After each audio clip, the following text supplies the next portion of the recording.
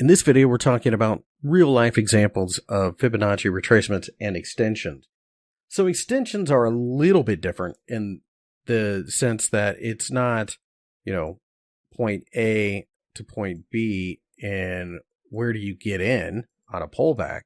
This is more like where can you go as an exit. Uses the same mathematics. You could pull it out of the same menu as the fib retracement. You could do the trend-based fib extension. So, for example, if you saw this move and you wondered, okay, well, where can we go? You could click on this, drag to that move, pull back. And then what happens is 100% of the move shows up, the high point of the move. You pull back and you're like, okay, I want to get involved. So where are some targets? Well, the 1.618 is by far the most common target. You can see that's exactly where we eventually ended up. But there's 2.618, 3.618, 4.23, etc. Now, this is just a simple guide as to where you could go later on down the road. I will say that fib extensions are hardly ever used for anything other than short-term day trading. Some people like them, but they aren't as widely followed. So the problem that you have with it is, how I had discussed previously, there's no real reason to believe that Fibonacci works other than people believe it works. So it's self-fulfilling prophecy. Because there are other types of Fibonacci. There's like Fibonacci cycles, Fibonacci time cycles, and probably 4 or 5 others off the top of my head that I could think of. But the reality is retracement's pretty much what people use.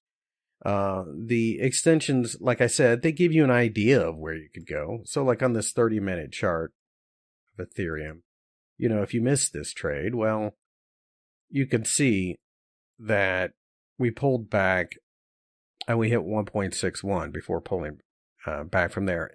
This is, like I said, it's more or less a short-term trader's type of situation, because the reality is by the time you get all the way up here on an extension, on like a weekly chart, the fundamentals can change and the entire attitude of the market can clearly change from there. So take that for what it's worth, but you can see how it would have worked here quite nicely.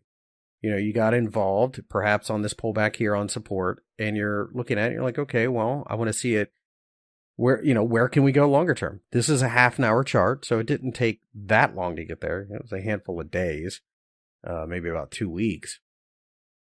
Okay, so now that I have explained that, let's take a look at Fibonacci retracements. Like I said, is much more common.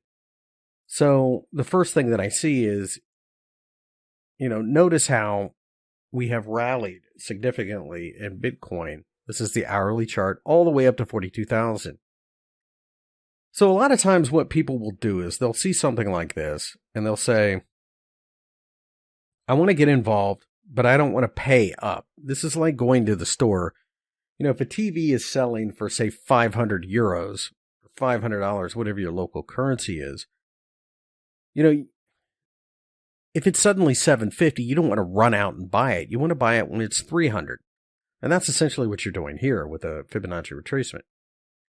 So if you're patient enough, you wait at the very least for the first Fibonacci retracement level. And there is the 23, but again, not as common. 38.2 is much more common. And you can see it did react to that. But the 50 is even more important, in the 61.8, of course, is the golden ratio that everybody likes as well. But the 50 is very popular. And you can see, and we'll talk about these later, but this is a double bottom. This means that we had approached an area, tried to break through it twice and failed. Well, it should not be a huge surprise that if they can hold it a couple of times, that we have rallied. It's pretty straightforward stuff there. So let's go ahead and clear that. And let's take a look at a little longer term chart. So this is a 4-hour chart. Now, this last leg up, that's not really the swing low. So you need to really kind of pull back here, and you can see that the 38.2 got hit. Not a surprise that we ran into a little bit of resistance here at the top. That's pretty common. But notice how we reacted pretty quickly. That's a sign that we are going to continue going higher. So in this case, longer term, maybe you do want to look at a Fibonacci extension. So on the daily chart, you can see, this is going to show us the same thing. We could even go further. And it doesn't take a whole lot to imagine that maybe the 23 held there. But let's get rid of that. And let's take a look at the monthly chart. And that's going to be straight up. But you could, at least in theory, based upon the fib extension, pull this out. And then if you go over here, this side of the chart, you can shrink the range by holding and dragging. So here's the thing. Assuming that this is going to be the high, in theory, your target is roughly 60,000 and then 95,000. The problem with that is there are so many different things that could come into play between now and then that it is really difficult to get, that kind of into the market to the point where you are simply going to hold on for that kind of move. It's very rare that you can do that. And with something as volatile as cryptocurrencies, probably not too wise. So again, that's why I would stick to extensions on short-term charts. So one way that a lot of people like using Fibonacci, and I have to concur with this one, is, you've got this move here. And again, there's the 50%, right? That we had just talked about. But what happens if you draw another from this pullback, this impulsive move? And what you'll get is a 61.8 at the same level. So that's what is known as a confluence. You have a couple of different fib levels that people are paying attention to. So there are some people that will look at this in the prism of this was the last impulsive leg higher. So I want to draw a fib there. There are the longer term ones that will look at it, and you can see they all kind of come together there. So that's exactly what you want to see. That gives you double confirmation. Again, there's no 100% guarantee, but it obviously gives you better odds because you have different groups of people looking at the same thing. And that's one of the best ways to trade, right? One thing that I would warn against is trying to use Fibonacci for counter trend moves. So for example, we fell here pretty hard, right? In Bitcoin, and then bounced significantly to the 50, but we didn't really go that far, and just the traders got wiped out. And, they tried that. And the reason being is the entire trend was starting to turn higher. So Fibonacci really only works with the trend. And to be honest with you, that's going to be true with most technical analysis. That's not solely a Fibonacci thing.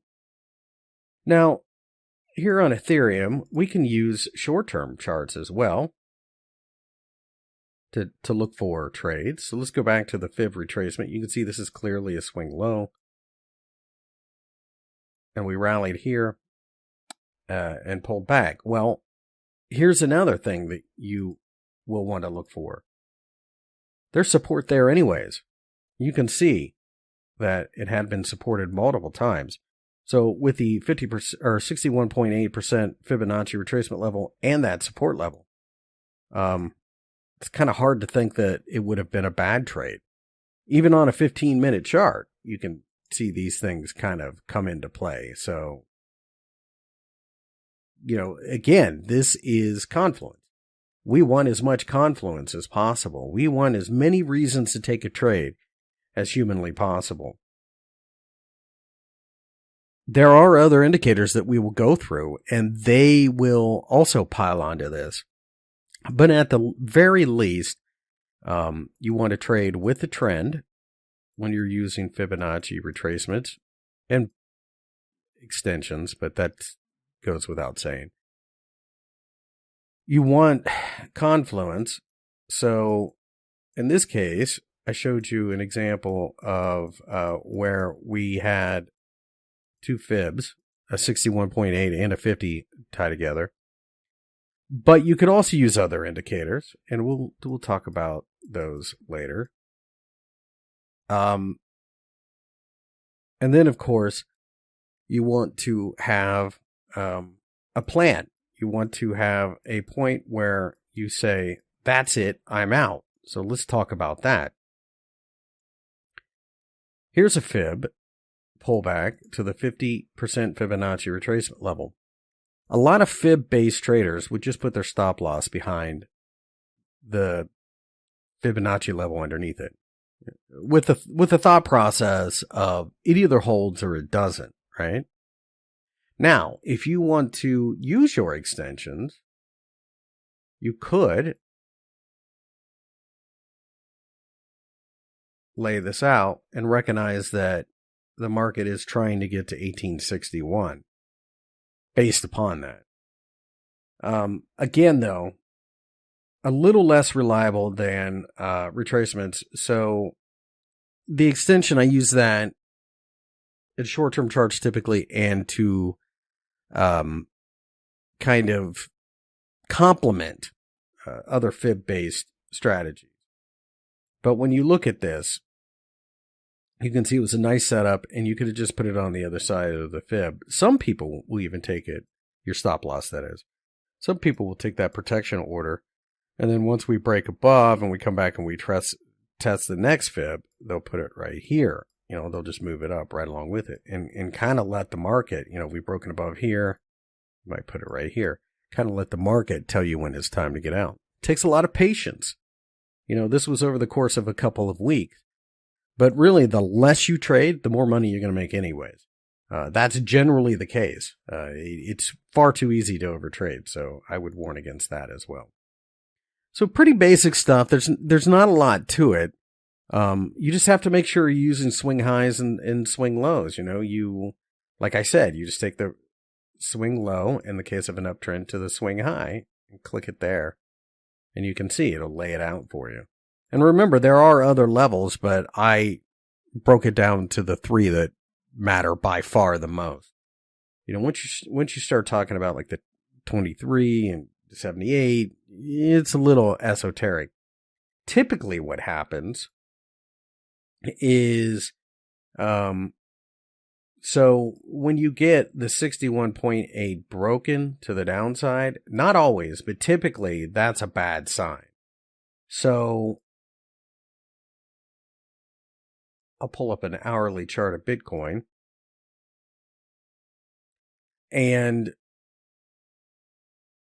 you can see that we do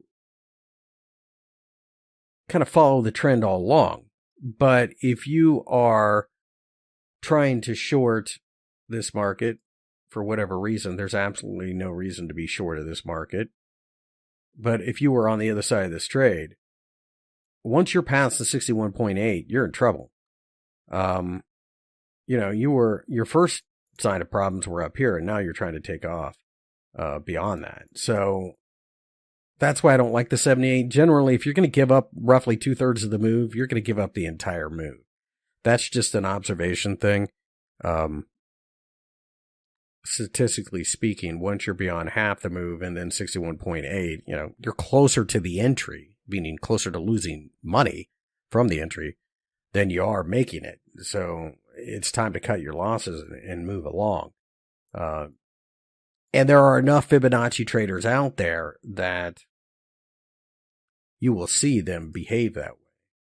So here's one here, and it looked really good for a while, but notice how, and over the longer term, it is against the trend, but notice how had you taken this, at first, the 50% held, and it looked like you're going to be okay, but the fact that you couldn't reach the highs again, that was your first sign of trouble. So in a way, Fibonacci, a failed Fibonacci return to the 100% in and of itself is a little bit of an early warning signal. I mean, there was still plenty of time to bail out with a profit on this. You know, this is an hourly chart, so you're talking 2 or 3 weeks, and then you just get blown out. So that's something worth paying attention to as well. You know, again, trading with the trend's really the only way to go. It makes your life so much easier. Even if that means you have to sit around and wait for the trade to set up. That's something that, unfortunately, a lot of traders don't have the ability to do. So in the next video, I'll take a look at an indicator known as the Bollinger Bands.